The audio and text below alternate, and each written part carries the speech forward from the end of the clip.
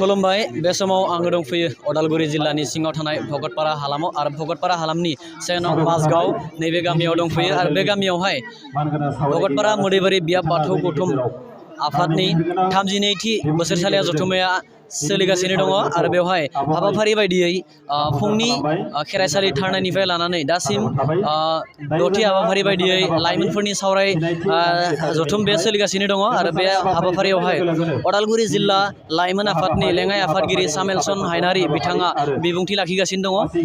दान्दिसे समनि उनाव बिथांनिफ्राय जोङो माखासे बाथ्राखौ मिथिनो थाखाय नाजागोन दिनैनि बे समाव जिहेतु भकतपारा मोदैबारि बियाब दुलाराय बाथौ गौथुमनि खुंगा 32थि बोसोरारि जथुम्मा बे जथुम्मायावनो जिहेतु धोरोमारि सावरायनाय हाबाफारि बे सावरायनाय हाबाफारियाव जों मोनसे आयदाखौ आबुं जौगासार होनायाव बाथौ धोरोमनि लाइमोनफोरनि मावनांगौ बिबान बे बिबाननि सायाव जि मोनसे आयदा आंनो होदों बेखौ सावरायनायावहा दिनै आं बुंनो लुबैगोन जिहेतु बे ओनसोलनि गासै जों बर' माहारिखौ जिहेतु बाथौ धोरोमारि लाइमोनफोरखौ गासै बिथिङाव सांग्रांथि खालामनो थाखाय जिहेतु जोङो समाजखान्थि रांखान्थि राजखान्थि बेनिफ्राय जोंहा धोरोमारि खान्थि लोगोसेयैनो जिहेतु सोलोंथाइखौ लाफानानै सरजाबनानै खामानि मावोब्ला आबुं जौगानायनि खामानिखौ जों मोननो हागोन दिनैनि बे समाव जों साफ्रोमबो लाइमोन बिथांमोनखौ जिहेतु बे धोरोमारि सावरायनाय हाबाफारि हिसाबै बिखेखयै धोरोमारि बिथिङावनो बे बिथा खालामनानै बाथ्राखौ सावरायदों बेयाव जाहैबाय जोङो मोनसे साफ्रोम लाइमोन बिथांमोनखौ जोङो जुदि धोरोमारि बिथिङाव जों गोथौ गियान होनानै बिनि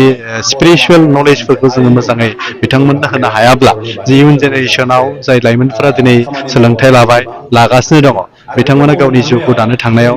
जोङो माने मालाबाबो धोरोमखौ नागारनानै जों दानो हानाय नङा खारन आखल आखुयै जोङो नायोब्ला धोरोमखौ जों गिबि प्रिपेरेसन जों होथारनांगोन खारन जोंनि मोनसे न'खराव जोङो जोनोम जाखांनायनि उनाव न'खर मोनसेखौ दैदेननो थाखाय जा मोनसे खान्थिफोर थायो बेबायदिनो समाजखौ दैदेननो थाखाय माखासे समाजाव खान्थिफोर थायो आरो बे समाजखान्थिफोरा धोरोमखौ बिथा खालामनानैनो गायसनजानाय जाय खान्थिफोराव जोंनो दिनै समाजखौ दैदेननायजों लोगोसे गावनि जिउखौ दानो थाखाय जोङो गायसननायनि बाथ्रा बेवहाय जोङो रायखांदों आरो बेखाय जोङो टटेल जोंनि आबुङै जा मोनसे जौगानो थाखाय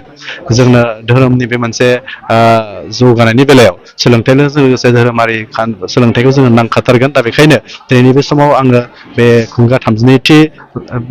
भकतपारा मोदैबारि बियाब जा दुलाराय बाथौ गौथुमनि बे जथुम्मायाव फैनानै बेखिनि बाथ्राखौनो सावरायदों आरो खोब गोजोननाय मोनदों दिनै बे बियाबनि सिङावनो थानाय 1 नं गेजेर गामि जा मोनसे नैबे बाथौ खेराइसालिनि लांगोनायाव जा मेहेर गोनाङै खुंफुंदों आं आसा खालामदों बिथांमोननि गोदानै फैनाय दिनै नैबे गोदानै बिबान बोथोरनि थाखाय जाय बिथांमोननो गोदान बिबानगिरि होबाय गुबै आफादनिफ्राय लाइमोन आफादनिफ्राय आरो माइनाव आफादनिफ्राय बिथांमोनखौ आङो जिल्ला आफादनि जानानै आं बरायदों मान बावदों आसा खालामदों बिथांमोननि दैदेननायावनो बे ओनसोलाव धोरोमारि जांख्रिथाय फैगोन सोलोंथायारि बिथिङाव जांख्रिथाय फैगोन आरो गासै बिथिङाव जौगानायनि खामानिखौ निश्चय मावफुंनो हागोन आं बेनिखौ आसा